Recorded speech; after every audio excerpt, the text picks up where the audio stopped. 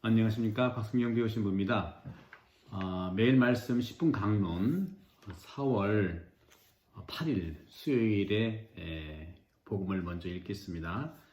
마태복음 26장 14절에서 25절입니다. 그때 12제자 가운데 하나로 유다 이스가리옷이라는 자가 추석 사자들에게 가서 내가 그분을 여러분에게 넘겨주면 나에게 무엇을 주실 작정입니까? 하고 물었다. 그들은 은돈 30잎을 내주었다. 그때부터 유다는 예수님을 넘길 적당한 기회를 노렸다. 무교절 첫날에 제자들이 예수님께 다가와 스승님께서 잡수실 파스카 음식을 어디에 차리면 좋겠습니까? 하고 물었다. 그러자 예수님께서 이르셨다.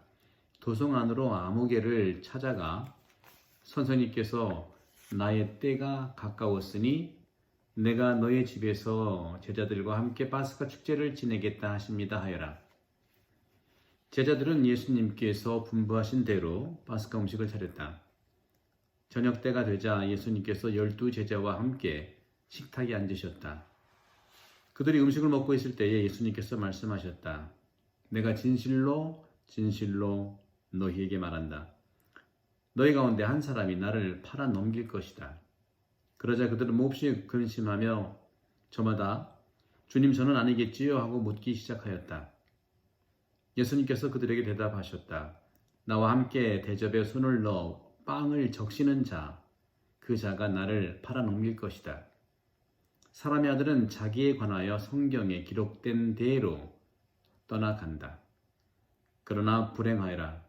사람의 아들을 팔아 넘기는 그 사람은 차라리 태어나지 않았더라면 자신에게 더 좋았을 것이다. 예수님을 팔아 넘길 유다가 스승님, 저는 아니겠지요? 하고 묻자 예수님께서 그에게 내가 그렇게 말하였다 하고 대답하셨다. 주님의 말씀입니다.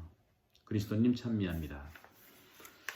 네, 어제에 이어서 유다에 대한 배반의 이야기인데요. 오늘 복음 26장 21절에서 예수님께서는 진실로 진실로 말한다 하시면서 아주 그 돌직구를 날리시죠. 너희 가운데 한 사람이 나를 팔아 넘길 것이다. 어제도 제가 이제 루마니아의 한 수도원에 유다에 대한 그런 그 전설, 외경에 대한 얘기를 지금 그림에 대한 얘기를 말씀드렸는데 오늘도 체코에 있는 유다 전설의 이야기를 한번 해드릴게요. 물론 이것도 외경에서 전해진 것인데요. 동유럽 체코라는 나라에는 유다에 대한 전설이 있었어요. 그 전설에 의하면 유다는 악하고 약은 사람으로 소개되는데 속임수로 사도들의 공동체 안으로 들어갔다고 전합니다. 현대 소설가들도 역시 유다의 드라마를 다양하게 설명하려는 유혹에 빠집니다. 어떤 소설가는 유다가 다른 이들처럼 사도이긴 하지만 예수님을 속여서 사도 공동체에 들어갔다는 거죠. 그 이유는 뭐냐? 자기식의 믿음을 통해서 예수님에 의해서 이 지상, 이 땅에 어떤 해방을 맞을 거라는 그런 희망을 가졌다는 것이죠. 어떻게 보면 혁명당원들이 하는 정말 그 시대에는 로마의 식민지였기 때문에 정말 해방을 원했던 것이죠. 정치적 해방.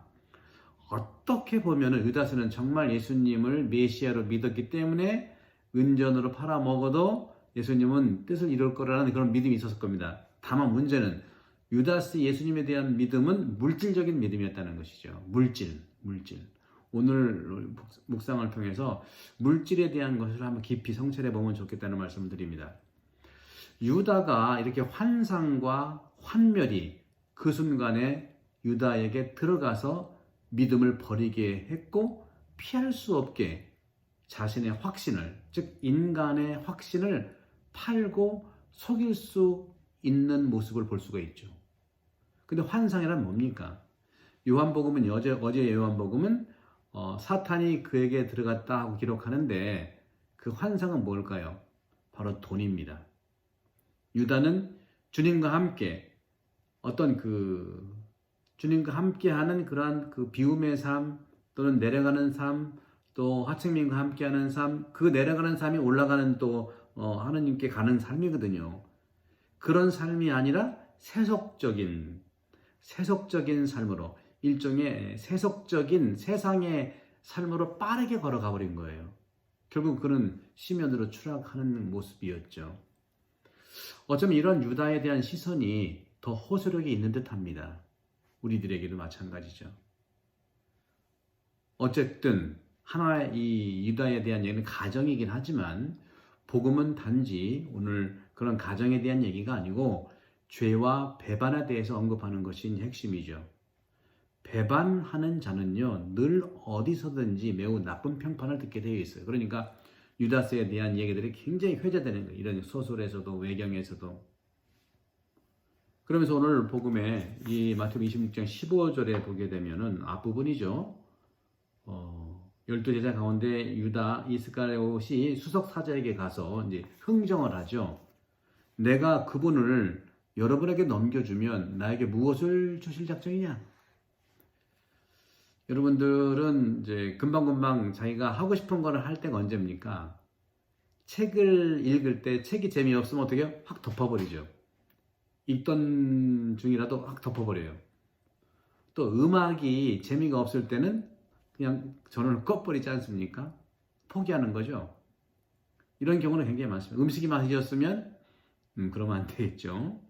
한 사람이 우리를 귀찮게 하거나 실증나게 한다면 우리는 그래도 떠나버리는 거죠. 이것도 이제 우리가 가정에서도 그렇고 인간관계도 마찬가지지 않겠어요?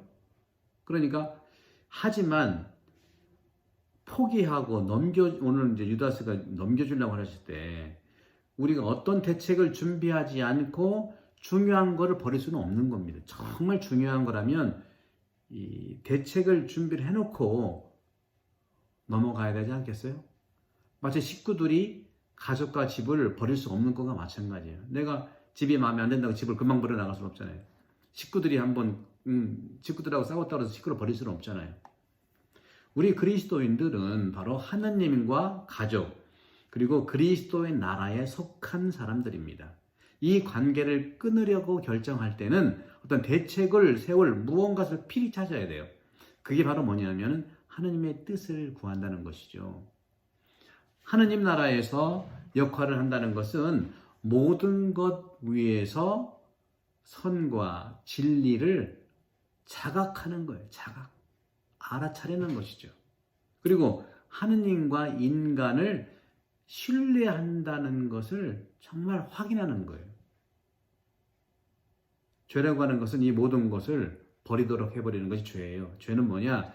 그 윤리적인 죄 이런 것도 뭐 나중에 나오지만 성경에서 적어도 죄는 빗나간 화살 같은 빗나간 사람, 하느님 안에 있지 않고 하느님을 빗나가는 거죠.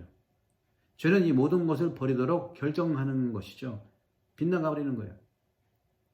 거짓 우상을 위해서 제단에 각자 영혼을 세우는 자기 방식의 새로운 가치를 찾는 거예요. 그러니까 예수님이 그러잖아요. 하느님께서도 번제물과 희생제물을 내가 원하지 않는다. 그러면서 마태복음 오늘 20절 15절 초기에 이제 유다스가 흥정을 하면서 이렇게 물었더니 대수석 사자가 이렇게 말합니다. 알아차린 거죠. 그들은 은돈 30잎을 주었다 하는 표현을 씁니다. 그들은 은돈 30잎을 내주었다. 돈이 뭡니까? 돈은 인간이 발견한 최고 중요한 것 가운데 하나긴 합니다. 따라서 오늘날도 우리가 코로나 바이러스로 여러 가지 록다운 하다 보니까 경제적인 거, 은행에서는 금리를 좀 내리겠다 이런 표현도 하고 그렇지 않습니까? 이렇게 금전 교환이라는 것은 인간들 사이에서 일정 질서를 유지하기도 하고 또 무엇이든 잘 조절할 수 있는 거예요. 하지만 우리 그리스도인들은 돈도 중요하지만 돈보다 더 중요한 어떤 것이냐 하면 영원한 생명을 믿는 거예요. 영원한 생명. 나중에 말씀하겠습니다만은 돈이 현찰 돈만 얘기하는 게 아니라 사랑의 돈이 필요하다는 거. 사랑의 돈은 바로 뭘까요?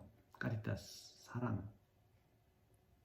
다시 말하면 지상의 재화에 과민한 애착은 현재의 삶뿐만 아니라 미래의 삶에 주의를 기울이게 합니다. 돈은 이러한 집착을 자극합니다. 돈은 웰빙을 가져다 주죠. 돈으로 오늘 그리고 내일을 위해 많은 것을 할 수가 있어요. 성경에서 얘기하는, 특히 신약 성경에서 얘기하는 것은, 돈에 대한 것은 상당히 많이 강조를 하죠. 우리가 매번 추석 때마다, 설날 때인가요? 늘 그런 돈에 대한 경종을 얘기하지 않겠어요? 그런데 이 돈은 하느님으로부터 멀어지고 이기심을 만들고 주님과 같아지려는 욕망으로 분명히 인도합니다. 이 축복도 돈인데, 돈이 왜 문제냐 하면은 내가 쓰고 남는 돈들은요 다 가난한 일을 위한 돈이라고 초대교회 때부터 바실로 성인도 그렇고 다 그렇게 얘기를 했죠. 부자들이 하늘나라에 들어갈 수 없다고 하는 것은 뭐냐면, 돈도 하나님의 축복인데 돈을 많이 가졌기 때문에, 하나님으로부터 멀어졌기 때문에 하나님의 축복을 원하지 않는 거예요. 착하게 살며 노동을 하는 사람들이 종종 다음과 같이 고백합니다.